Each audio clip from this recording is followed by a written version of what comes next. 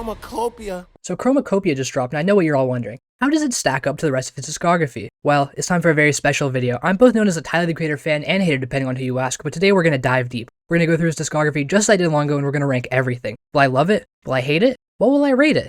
If you really want to know, you're going to have to stick around until the end. It's tier list time, yay!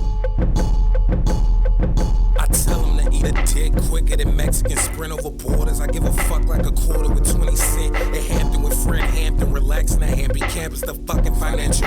At Hampton wasn't relaxing. Bastard is a weird one. It's not great, but it's honestly not that bad. I think it's just pretty overrated. There's big I'm not like the other girls vibes here, which I probably would have loved if I wasn't such a rap snob back when I first heard it. The beats get a lot of praise, but they're honestly not too interesting. That said, it is a mixtape. It's rough and messy, but there's something there. It's childish and fun, and at least very unique. I'm not gonna judge it too harshly because it's a mixtape and kind of a debut, but I've definitely heard way better. The mixtape starts off with the title track Bastard, and honestly, it's probably the best song here. This is what the devil plays before he goes to sleep. Some food for thought, this food for death. Go ahead and fucking eat. My father's dead, why I don't know. We'll never fucking meet. It's a mission statement. Tyler is extremely focused, tells you everything you need to know about who he is and what his deal is. If you only listen to the first track and the last track, you might really assume that this album took you on a pretty focused journey of trauma and self-expression. It didn't really end up doing that though. It's a little bit more playful and scattered than that. It's mostly just edgy teenagers just having fun, and it's honestly okay. In fact, I think one of the best songs of this project is Ass Melt. Face it, me and Ace is sick like malaria carriers. Jim Carrey to the cemetery to bury it. The song is fun and shows off a young girl sweatshirt pushing Tyler's rap skills. It's clear these boys are talented. If you want to check out Bastard, I just tried the first 3 tracks and see how you're feeling. Those ones are pretty solid. Not all the other tracks are that good, but maybe you'll like them. But now the difficult part comes. What do I rate it? Honestly, I could see it being in the C tier, but I'm gonna go with D tier and I'll tell you why. It's not awful, but it's mostly just a novelty project at this point. There's only like a few tracks here that I really care to listen to, and only maybe one of those that I think is really worth keeping. Tyler's made so much better work that this mixtape just ends up being D tier by comparison. I never go back to it, and I don't think you really need to in 2024.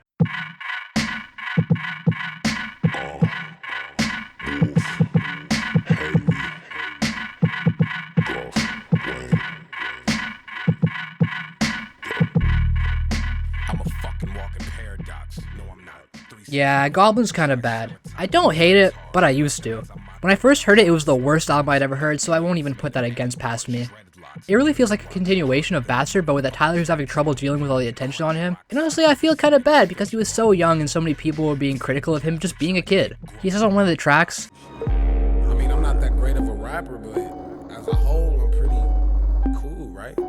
and honestly that hurts to hear because I don't think he's that great of a rapper, but I don't want him to know that. I want him to be confident in himself. I want to root for him. That said, this is an album and not a mixtape, so I feel as though that lends itself to a bit more criticism, and it's a mixed bag, even more so than Bastard. The rapping feels like a step down from what you'd hear on Bastard. The beats are fine, but aren't usually particularly interesting. The tracklist is messy, and everything just goes on for too long. The songs are too long. The album is 75 minutes, when it really should have been like an hour at most. And by the way, that's like 20 minutes longer than Bastard, which is by no means a concise or consistent project. The title track Goblin tries to match the feeling of the title track Bastard, but doesn't get anywhere near the quality of rapping, and the beat just isn't as engaging. The orchestral interlude shows off some of his future production talent, but it feels like it stunts a lot of the momentum of the track. Moving on to something I think Goblin has over the previous projects is that Goblin actually has more standout tracks, I'd say. I think Bastard is the better project, and I think that's pretty agreed upon, but there are definitely a couple more tracks on Goblin I would maybe consider revisiting. I probably won't, but I'll consider it.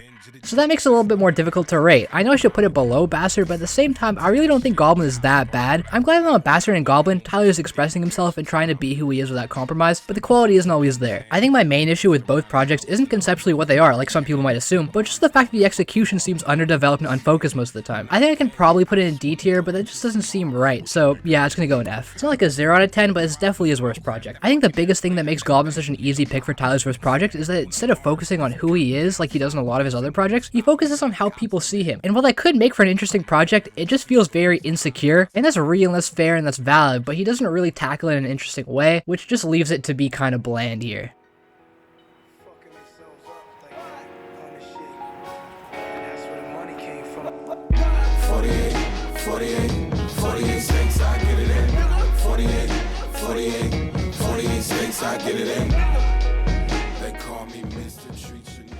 Okay, so actually try to forget everything I've said until now. When I was listening to Bastard and Goblin, I remember that they were on the lower end of Tyler's discography, but I really tried to squeeze some enjoyment out of those projects.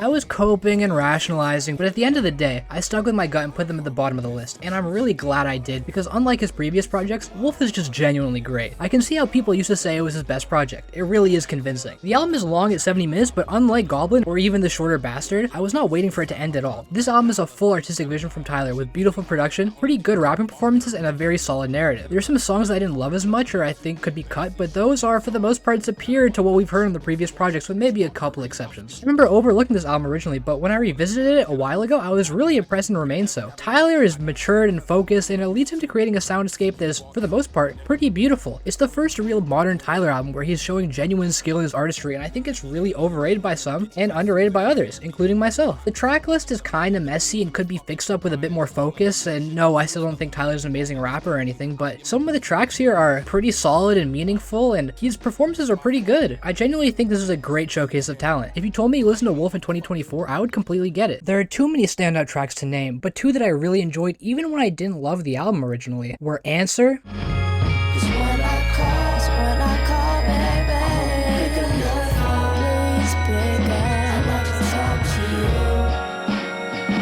Suck my fucking dick and swallow this case of nuts. and Colossus.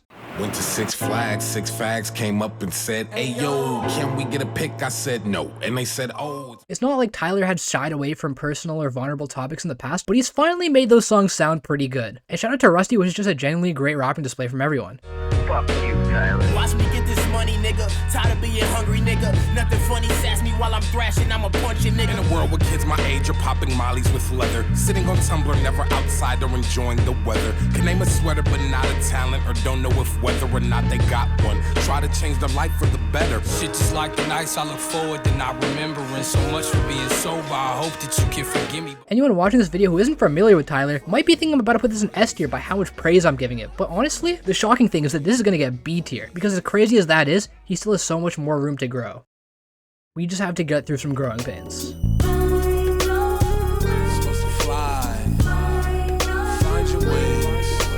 Is it good? Is it bad? Yes, yes, and everything in between. Cherry Bomb is messy. It's foundational to his modern sound, but I don't love it. There are many ideas here that are good, and the songs are fine for the most part. They don't feel that interesting as a complete project. A lot of the stuff here feels prototypical to his future work that makes these songs feel redundant, and most of the time just kind of lesser to the stuff he puts out later. There's even mixing choices that I hate here. Overall, this project is just kind of underbaked. It really could have been a mixtape or just folded completely. Instead, it just feels like scraps and demos of better projects. It's not like Tyler didn't know what he was doing here, though. It's clear he's aware of what this album is, even indicated by the loose theme of finding yourself. This is what he's doing here. This is Tyler finding a sound. While it's not that great of a project, I'm glad he did it. This is kind of like Tyler's past. You get a glimpse of his past, present, and future all clashing at once. It's cool to think about it as the stepping stone for greatness that comes after. He's tearing out some of the established tropes and trends that he put on his previous projects. Unfortunately, it just ended up being a bit too messy of an album, but there are obvious glimmers of greatness. There are songs on here that far exceed anything he's done before, like Death Camp,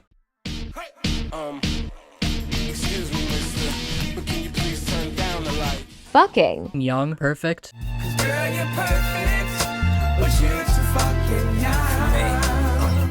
Okaga, California,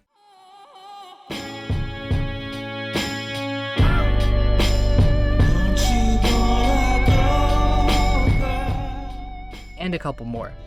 I don't know if he was really able to make them fit together all that well, and there are a lot of songs here that feel fine, like they have good ideas, but the execution just feels below modern Tyler standards. There are some gems here truly, but it's honestly just not that good of a project overall. This is kind of a save your favorites to a playlist kind of album, so I'm gonna give it a C tier. You live in my dream state. Relocate my fantasy.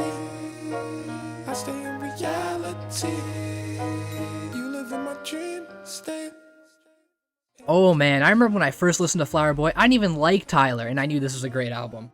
Revisiting it again, it's only gone better to me. I mean, honestly, it's just amazing. And it's crazy to think it was made by the same person who made everything before it. It's clear and concise at 45 minutes with no single wasted track or moment. Every song is a classic and resonates with so many young people. So much of Tyler's catalog to this point was edginess and angst and sadness and anger. And while it's relatable for a while, there's one thing that people who don't really feel like they fit in should really see, and that's hope.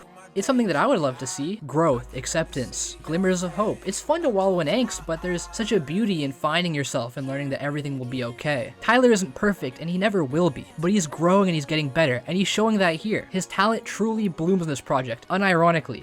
every song is beautiful and purposeful. He's confident and brash and sensitive and sweet. He's in such a different place than us, yet he's somehow so relatable. It's hard to sing the praises of such a universally loved album, but I thought I'd try a bit. So many people, especially people my age, love this album, and they're totally valid for that. It's a comforting album.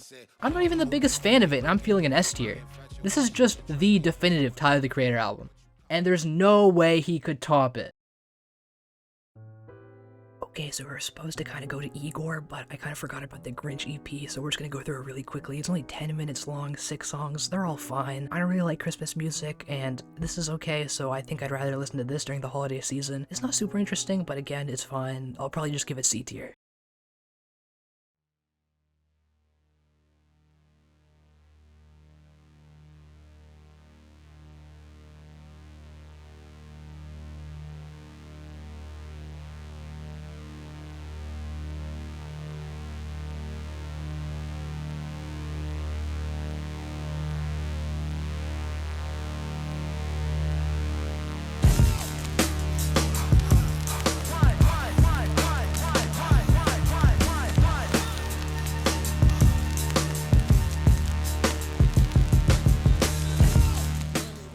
Igor is Tyler, the Creator's best album. Back-to-back classics. Flower Boy feels like the definitive Tyler, the Creator album, but Igor feels like a completely different beast entirely. He feels like a completely different artist entirely. He somehow blends himself to the character of Igor, where it's impossible to tell where Igor ends and Tyler begins. Do I even need to waste your time on how good this project is? You've probably heard it. It might have even been your introduction to Tyler at this point, and moved him from a creative pillar of hip-hop to a full-on musical icon. People are so quick to get their quirky intellectual points and talk about how this is a pop album and not a hip-hop album, but it would be reductive to call this just a pop album. This is a project unlike any other. Usually pop music with hip-hop influences just means they lifted a trap beat. Tyler is not that kind of artist at all. This is his soundscape, handcrafted. The production here could only be created by someone with a true foundation in hip-hop. It's full of sweet pop sensibilities blended with harder, aggressive hip-hop sounds. The line between rapping and singing is constantly being crossed, with these groovy, rhythmic verses and beautifully weird singing. Everything just blends together to fit perfectly in this warm, fuzzy synth world. The project never overstays its welcome, with a tight 35-minute runtime, and it's the rare Tyler, the Creator album that leaves you craving, and I mean craving, more. Somehow every track blends together and fits perfectly into place due to the amazingly consistent production. There's a full narrative that's complicated and interesting and presented beautifully. I have no complaints. This is another classic. Put it at the top of S tier.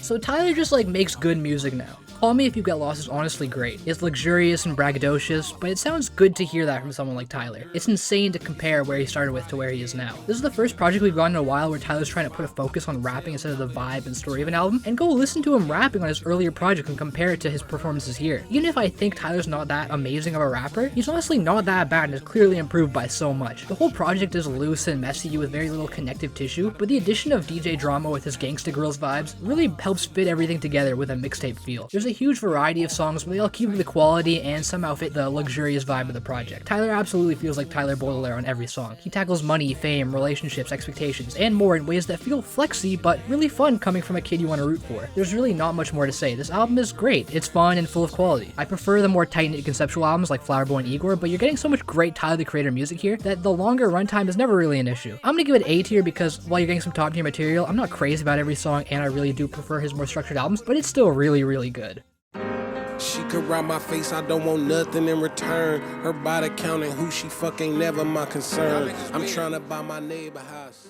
Okay, so to me the estate sale is more of a deluxe edition, but it's 20 minutes and 8 tracks, that's all quality, so we can consider an EP just for this video. I remember going through Tyler's old projects and really trying to find positive things to say about them, but since Flower Boy, he's just only made great music. Even his B-sides are great. They're better than some artists' discographies. He's truly become an amazing, amazing artist, and that's why the upcoming Chromakopia is so exciting. He hasn't missed in years, and honestly, it doesn't seem like he can anymore. These tracks range from great to amazing, with an asterisk next to Sorry Not Sorry, because it's not just amazing, it's downright incredible. Shot right back. Sorry, not sorry. I got 2 words. Fuck 'em. Cold Take, it might be his best song. The production is amazing, the rapping is amazing, the narrative is amazing, everything about it is just amazing. Even the music video is amazing. The last leg of the track with all the rising intensity is the most enthralling part of any Tyler song I've ever heard. Everything on this project is solid to the point where I'd probably give it a B tier rating, but the addition of Sorry Not Sorry takes this project from a cool collection of songs that could fit on Call Me If You Get Lost to an integral Tyler listen. Put it in A tier. It's getting sticky, sticky, sticky. Bitch is getting sticky, sticky, sticky. Bro is getting sticky, sticky, sticky. Bitch is getting sticky, sticky, sticky. Tyler continues his hot streak with Chromakopia, which is very good. I was initially kind of disappointed, but it grew on me quite a bit. I wanted to give a full review here, but honestly I don't think I had the time, so I'll give you a shorter one. In terms of song quality, rapping ability, production, and all that stuff, Tyler is mostly on top of his game. That said, there are some moments or some tracks that feel kinda off. Kinda like the ideas on Cherry Bomb, where the song is, you know, nice, but a little underbaked. Conceptually, there's a lot of personal stuff here. Tyler is kinda taking off the mask and really just talking in first person. It's look at where he is now that he's more of an adult and is getting older. A lot of the songs are very interesting. Thematically, this album isn't as dark or gritty as I expected, and honestly, I think I would have preferred that. There's a lot of Tyler's signature sound, which is luscious, soulful, usually orchestrally feeling productions, and I don't really take issue with it because they sound pretty nice, but there is valid criticism that he didn't really evolve his sound much here. I feel like that primarily comes back to these production choices. I don't necessarily dislike that they're present, but it feels kind of stagnant because they're so prevalent. There's honestly a lot of production that I enjoyed though. The guitars, horns, and marching drums all felt fitting and intense and epic. My main wish is that there was more tracks focused on rapping because the performances and productions work so well together on those songs. Overall, I really like this project. I already kind of like the singles, but they grew on me a lot. There's also a lot of other standout tracks, and only a few songs I might call misses. I'm not sure if I put it above Call Me If You Get Lost, or maybe it's just recency bias, but it's going in A tier. So that's the tier list. Let me know what you guys think. Let me know how you're feeling about Tyler's new music. If you're a Tyler fan, you enjoyed Chromakopia, I hope you are. Please like and subscribe if you haven't yet, and thanks for watching.